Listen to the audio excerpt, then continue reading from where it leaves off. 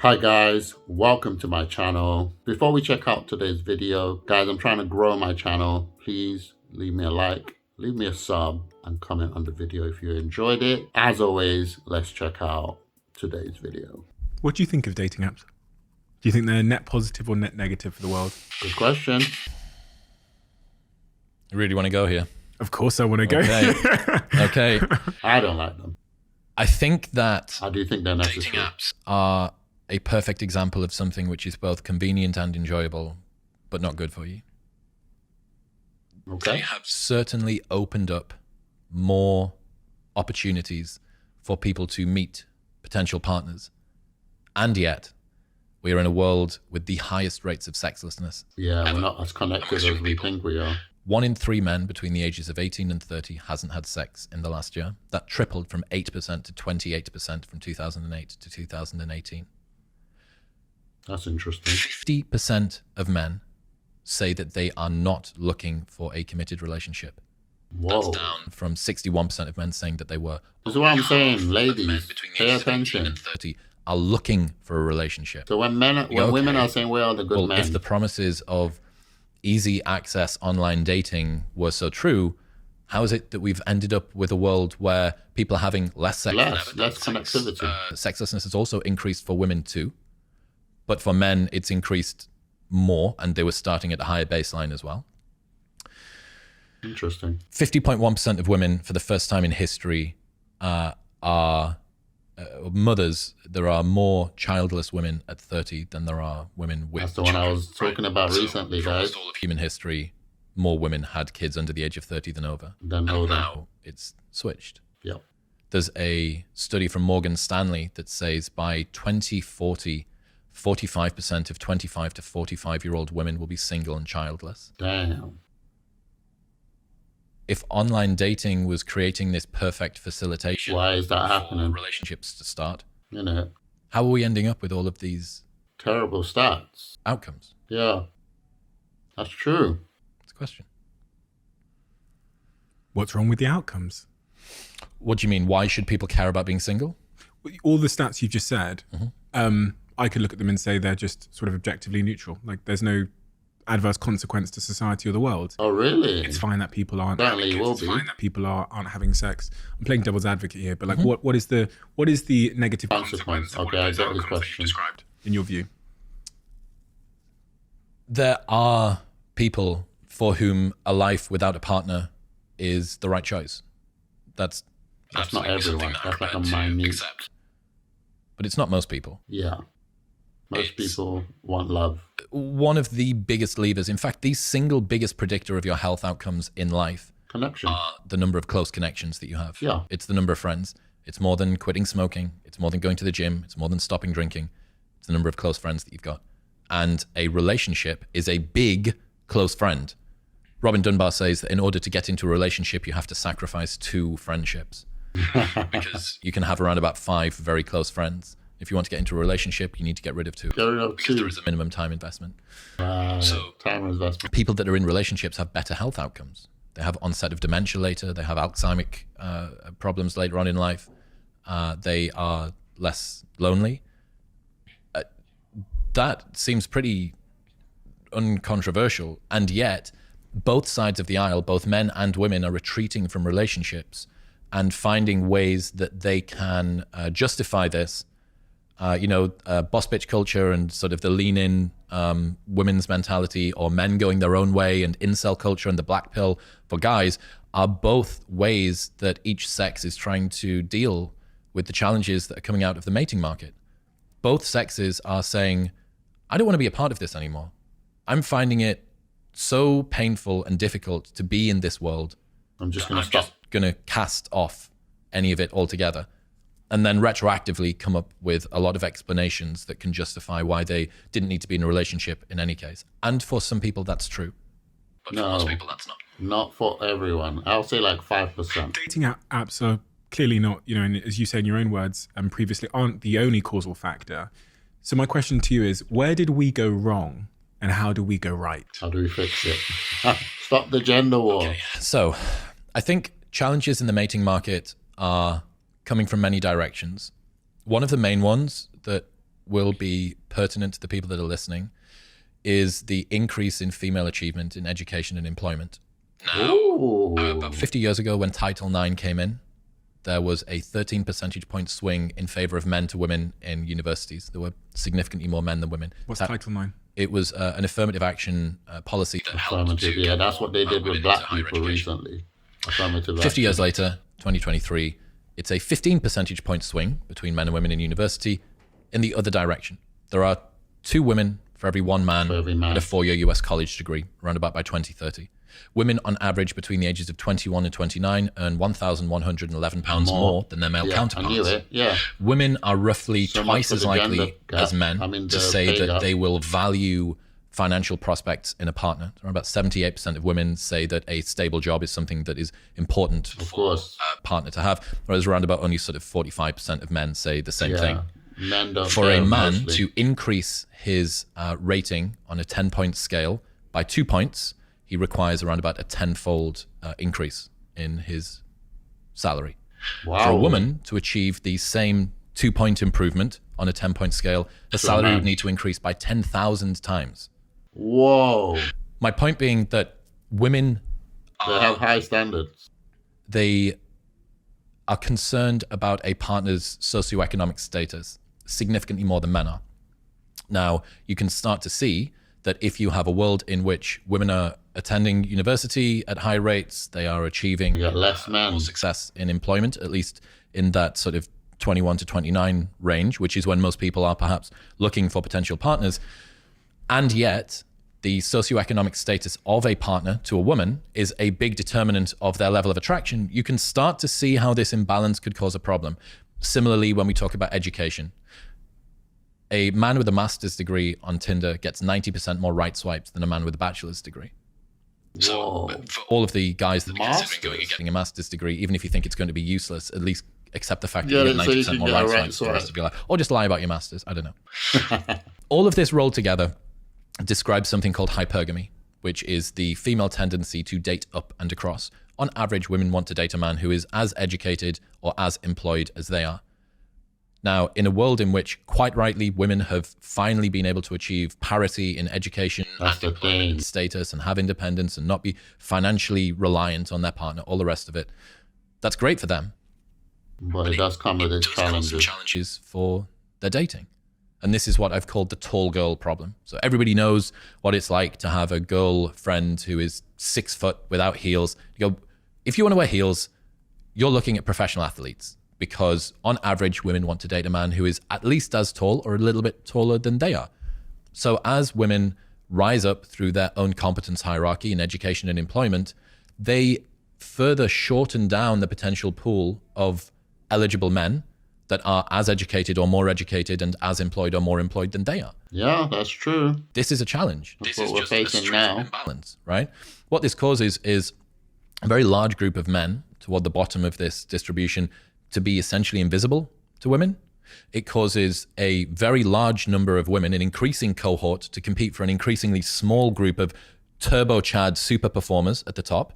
These guys, the super high value guys, have a wealth of options, so they are commitment averse. Why would they decide to sit down with one girl for the rest of time when they have this wealth of options, which can cause them to use and discard many of these women, All the women, yeah. which then causes most of these women to resent men overall. Men? And then the guys that were forgotten at the bottom that say, well, hang on a second, I didn't use and discard you. I haven't even been seen by you. Exactly. No, all men are... he just said what I just said. Users and abusers that Trash. we don't need them, that where all of the good men at, etc., etc. There's a big group of men that feel like they are good men that are invisible. There's a big portion of women who have finally managed to achieve educational and employment independence that are chasing after a smaller group of guys. These guys are commitment averse. I don't think it's necessarily good for them either. It's the child with the This is interesting. right? Like guys being able to keep it in their pants when there's a lot of options on the table is going to be difficult for them too. This is one of the main drivers. This tall girl problem is a massive change, I think, in how do we solve that? And I don't think get rid of feminism. I don't think get rid of That's a question, Chris, which is, ladies. if everything you've said is objectively correct and spot on and supported by the data, I don't know what the solution is. if I make Chris Williamson the prime minister or president of the world and I say, your first job is to fix this challenge, What would you do? what do you do? The first thing that you don't do is row back women's education and employment. And this is one of the problems with this discussion, right? The things that I've just said there are borne out in Pew Research data, Morgan Stanley results. Like, these are incontrovertible facts, right? They are there. And any girl that is listening who earns more than £50,000 a year and has got a master's or above level education and is toward their late 30s or in their toward their late 20s or in their 30s knows this problem. You know the fact that you are struggling to find a man that you feel is eligible for you, right? That needs to be out there. The problem that happens around this discourse is that it posits men and women as adversaries and competitors of each other, right? As enemies. This means that worthwhile compassion, which is needed to both women and men. If you're a woman who has gone through your education, you've dedicated yourself to achieving a degree, you know, your mother's generation wasn't able to achieve this, and you're the first person that's maybe gone to uni or got a bachelor's or got a master's or got a PhD, and then you spend some time in a career grinding away and you now earn 150 grand a year, and you think, right, I'm 31, I'd love to settle down, this would be amazing for me. And it's hard. Where are all of the men at? Yeah. Hang on a second. And what you realize is that not only now are you competing with all of the other increasing cohort of women that are high achievers with status, employment, and education, but you're also competing with a 21-year-old barista who still lives at home with her parents. Damn. This small cohort of guys. That requires sympathy for women. I agree. That is not a good position for women to be in. I agree. At the same time, this huge cohort of sexless men, 30% of men haven't had sex in the last year. 50% of men say that they are not looking for They're not looking for it. They don't want it. You are a man. You have been through your Because of what 20s. they've You seen. know the power of the male sex drive between the ages of 18 and 30. Can you imagine getting yourself into a situation where Where you you say, just like, nope. I'm not bothered about pursuing women? Damn. That is an unbelievably extreme statement for men to make. And they're self-identifying as this in Pew Research data. This isn't on incel forums. This is Pew That's Research. crazy. 50% of men aren't looking for a relationship. That's crazy. When they say aren't looking for a relationship, do they mean I'm not looking for a woman or I'm not looking for commitment? And not actively pursuing any kind of interaction with women, Yeah. casual included. Whoa. Casual 50%. included. I thought casual would be. Here's the point, right? You asked about solutions. The first thing that we need to do is turn down the volume of adversarial nature Yeah, between gender these two. war. Anybody that listens to Needs to those two stop. stories, right? The plight of men and the plight of women in the modern dating world, and doesn't see it as, wow, that really, really sucks for both sexes. Men have it worse in some ways, women have it worse in different ways, right? This isn't a competition of like, oh, let's wave the flag of who's actually accumulated more victimhood points. For real.